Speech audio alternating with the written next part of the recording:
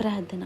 పరిశుద్ధుడా నీకు వందనములయ్యా, నమ్మదగిన దేవ నీకు వందనములయ్యా. పిలిచిన వాడిని నమ్మదగిన వాడవని నిరూపించుకునే ప్రభువా నీకు వందనములు. మరో సంవత్సరము నాకు దయా కిరీటముగా ఇచ్చినందుకు నిన్ను స్తుతిస్తున్నాను.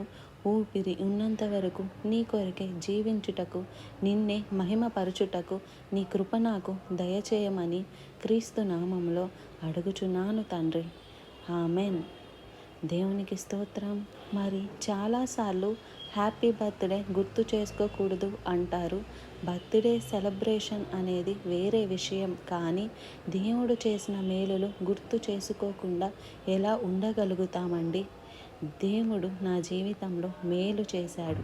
మీలో అనేక సార్లు నేను చెప్పినట్లుగా యిర్మీయా 1వ అధ్యాయం 4వ వచనం ద్వారా యెహోవా నాకు ప్రత్యక్షమై ఇలాగూ